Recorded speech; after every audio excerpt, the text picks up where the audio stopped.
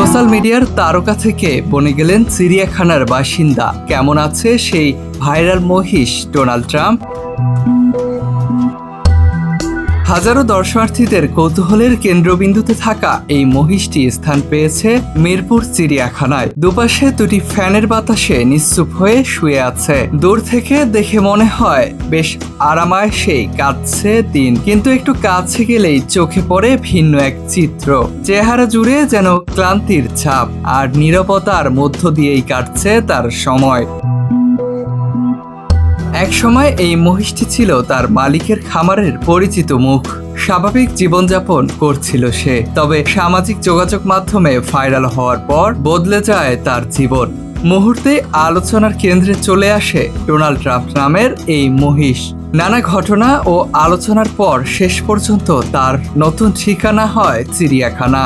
আর এখন বিভিন্ন প্রান্ত থেকে দর্শনার্থীরা ভিড় করছেন তাকে এক নজর দেখার জন্য। এতদিন যাকে মানুষ দেখেছে সংবাদপত্রের পাতা, টেলিভিশনের পর্দা কিংবা সামাজিক যোগাযোগের মাধ্যমে ভিডিওতে, আজ তাকে সামনাসামনি দেখার সুযোগ পাচ্ছেন তারা। আমার কাছে খুব ভালো লাগতেছে যে এতদিন যেটা পত্রপত্রিকা দেখছি, টেলিভিশনে দেখছি, বা বিভিন্ন নিউজে দেখছি চ্যানেলের মাধ্যমে, কিন্তু আজকে সরাসরি এখানে দেখতে পেলাম। আসলে খুবই আনন্দ লাগতেছে। এখানে চিড়িয়াখানা সংরক্ষণ করাতে আমরা অনেকেই দেখতে আসি।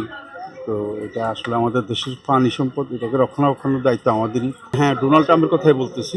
আসলে খুবই এটা কী বলবো, অত্যন্ত আনন্দ লাগতেছে, যেটা এতদিন মানে দেখার জন্য খুবই আগ্রহ ছিল।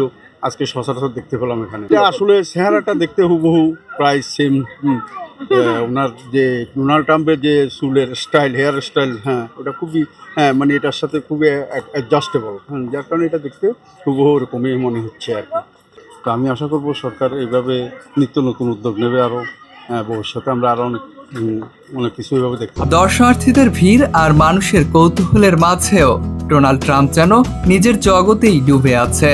নীরব, স্থির আর কিছুটা উদাসীন এই মহিষ এখনো কৌতূহলের কেন্দ্রবিন্দু হয়ে আছে সবার কাছে। ওয়াসিমুল বারিসিয়াম, নিউজ ফ্ল্যাশ 71, ঢাকা।